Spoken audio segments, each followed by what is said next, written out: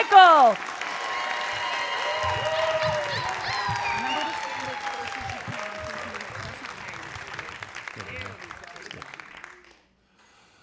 I love stories that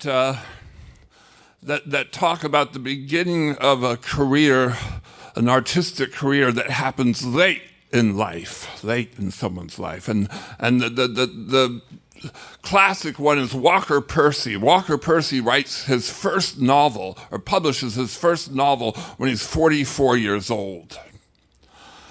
The Moviegoer. Well, I was 47 years old when I first decided to become a stand-up comic.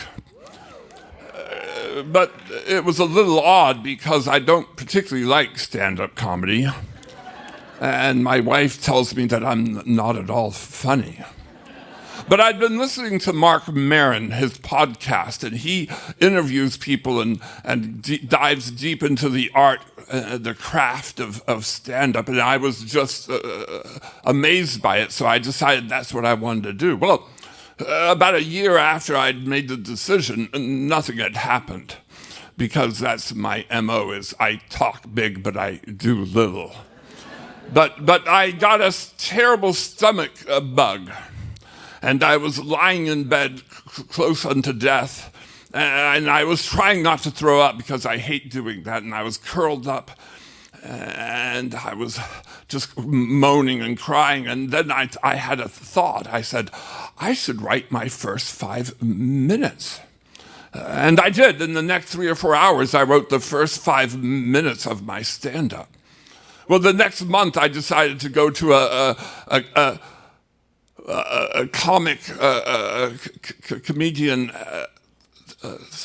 open mic, stand-up open mic. Now, the best one is at Rudyard's, upstairs at Rudyard's, and it's a great place, a wonderful audience. If you talk, they send you downstairs.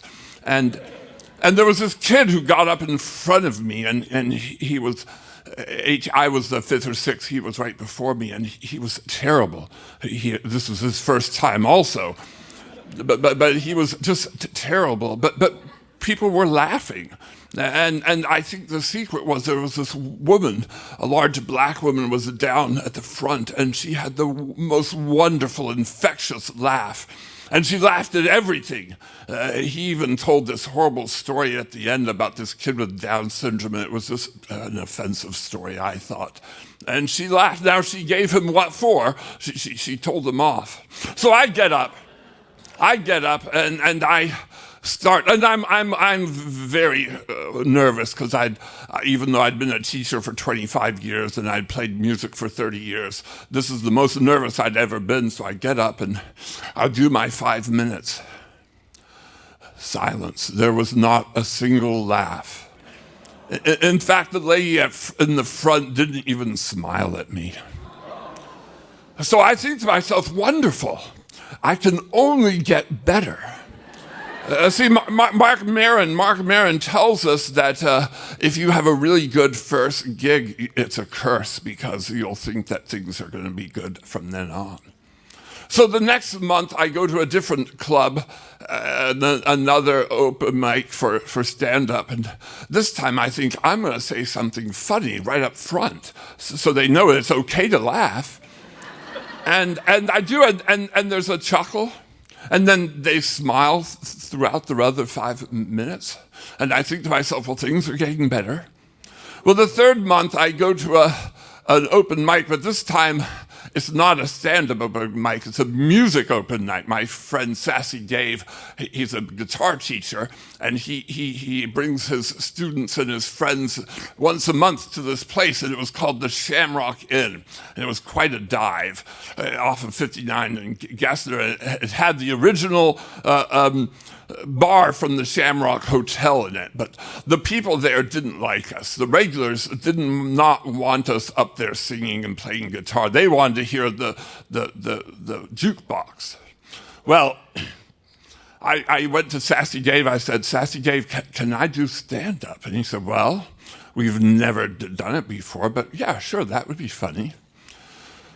So I get up and he said, but you could only do for 5 minutes. I'm going to cut you off at 5 minutes. I said, sure.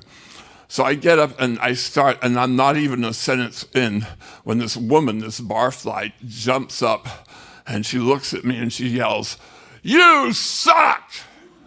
And then she spends 5 minutes heckling me, constant heckling. And I just plow through it. I just ignore her. And she even pulls out a rape horn from her purse and she blows her rape horn at me. Now, my friends are just laughing, right? They think it's the funniest thing they've ever seen. This is the most laughter I've gotten. So I go to school the next week, and I'm in this teacher lounge, and I tell them my story, and they all laugh at me, of course. But this one teacher, Miss Hurwitz, looks at me, and she says, "Michael, you're not a stand-up comic." And she was the first person to tell me that, at least to my face.